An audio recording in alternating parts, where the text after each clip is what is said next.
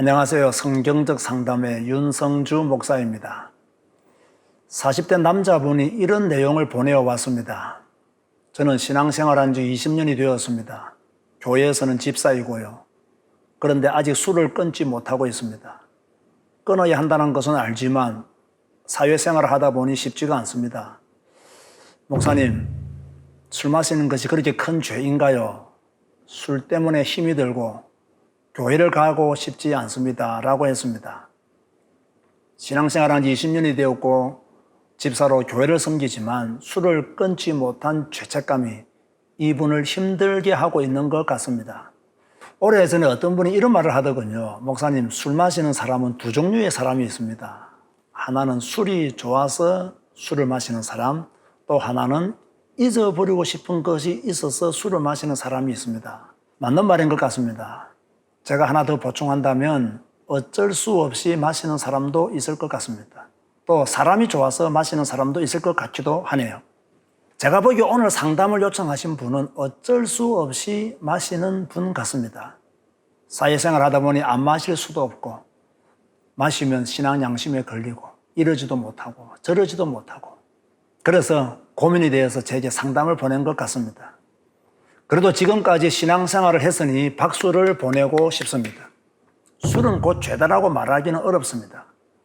물론 바울은 술 취하지 말라 이는 방탕한 것이니 오직 성령으로 충만함을 받으라고 했습니다. 당시 에베소 사람들은 신전에서 제사를 드릴 때 술에 취해서 춤을 추며 술 취함을 자랑거리로 이야기했습니다. 이러한 역량 아래 있었던 기독교인들에게 바울은 이방신을 섬기는 사람들처럼 술 취하지 말라라고 했습니다. 디모데에게는 이제부터는 물만 마시지 말고 내 위장과 자주 나는 병을 위하여 포도주를 조금씩 쓰라고 했습니다. 그렇다고 이 말이 모든 그리스도인들에게 해당되는 것은 아닙니다. 디모데는 위장병을 앓고 있었습니다. 그는 신앙의 순결을 지키기 위하여 포도주를 입에도 대지 않았습니다. 그런 디모데에게 금욕주의에 빠지지 말고 포도주를 조금씩 쓰라고 했습니다. 많이 쓰지 말라는 말입니다. 쉽게 말해서 퍼마시지는 말고 절제하면서 사용하라는 뜻이지요. 바울은 성도들이 술을 즐기는 것을 허락하지 않았습니다.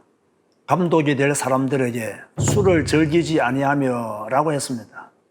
집사들에게는 술에 임박히지 아니하고 라고 했습니다. 조금 더 무서운 말씀도 했습니다.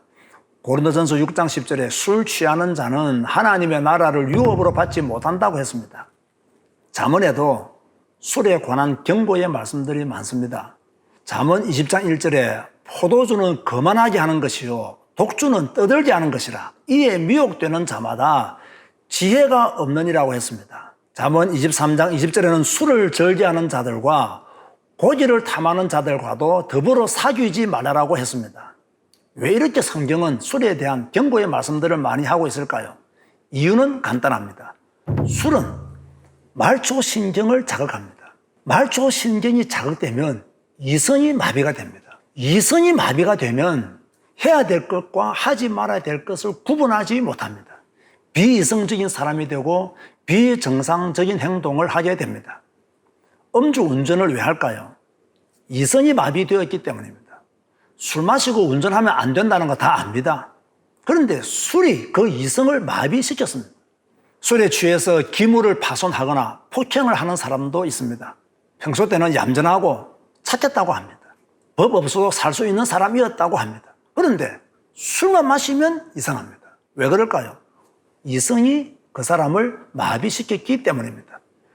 성추행을 하기도 합니다. 술이 그 사람의 이성을 마비시키기 때문에 부끄러운 짓을 부끄러운 줄도 모르고 사고를 칩니다. 해야 될 일과 하지 말아야 될 일을 구분하지 못하고 있습니다. 그래서 술 취하지 말라라고 말씀하고 있습니다. 저는 기독교인들이 술을 금해야 될 이유를 조금 다른 데서 찾고 싶습니다. 고린도전서 10장 23절에 모든 것이 가하나 모든 것이 유익한 것이 아니요 모든 것이 가하나 모든 것이 덕을 세우는 것은 아니니라고 했습니다. 무슨 말씀입니까? 술을 마실 수도 있습니다. 그러나 그것이 복음을 위하여 유익한 것이 아니면 마시지 말라는 것입니다. 큰 죄는 아닙니다.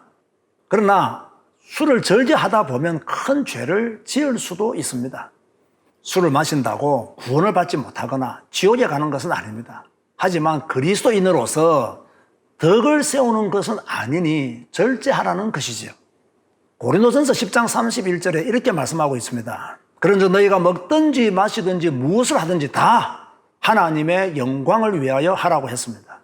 기독교는 술을 마시지 않는다는 것을 불신자들도 압니다. 예수 믿는 사람이 술 마시면 그들이 어떻게 말하는 줄 아십니까? 저 사람 날라리 교인이라고 그렇게 말합니다. 그러면 하나님께도 연관이 안 되고 자신의 이미지에도 타격을 입게 됩니다. 그래서 절제하는 것이 좋습니다. 결론을 내리겠습니다. 첫째, 술 마시는 것이 큰 죄는 아닙니다. 술은 마시지만 계속 교회 나가시기 바랍니다. 술 마신 것 때문에 눌리지 마시고 그리스도를 계속 바라보시기 바랍니다. 어차피 완전하게 살다가 교회 오는 사람은 없습니다. 죄 안 짓고 교회 오는 사람이 어디에 있겠습니까? 그러므로 술 마신 것보다 그리스도를 붙잡고 그리스도 안에 더 살도록 노력해 가시기 바랍니다. 그러면 죄책감에서 자유로울 수 있습니다. 그렇다고 마구 품마시라는 이야기는 아닙니다. 조금씩 절제하면 좋겠다는 말씀입니다. 왜냐하면 제2의 범죄와 제3의 사고로 이어질 수 있기 때문이지요. 깨끗하게 몇 잔 마시고 집으로 가시기 바랍니다.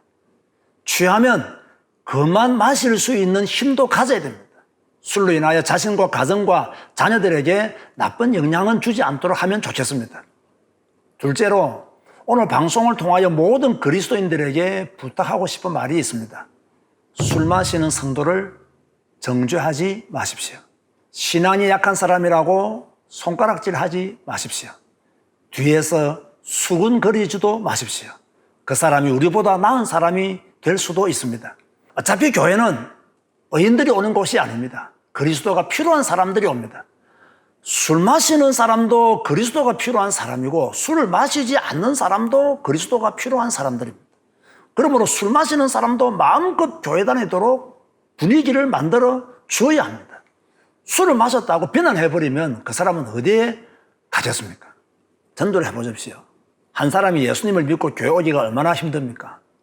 그런데 술 좀 마셨다고 비난해버리면 그 사람은 갈 곳이 없습니다. 교회는 이제 술 마시는 사람들을 용납해야 됩니다.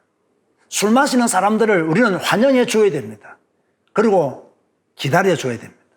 여러분보다 더 좋은 일꾼이 될 수 있습니다. 오늘 상담을 신청하신 분께 감사를 드립니다. 별 문제가 아닙니다. 신경 쓰지 마십시오. 술을 마셨다고 눌리지 마시고 그냥 교회 가세요. 예배하세요. 우리는 다 죄인입니다. 술 때문에 교회까지 안 갈 이유는 없습니다. 오히려 오직 예수, 오직 그리스도로 더 결론 내리는 기회가 되시기를 바랍니다. 하나님이 당신과 함께 하실 것입니다. 구독과 좋아요를 눌러주시면 더 좋은 상담으로 찾아뵙겠습니다. 감사합니다.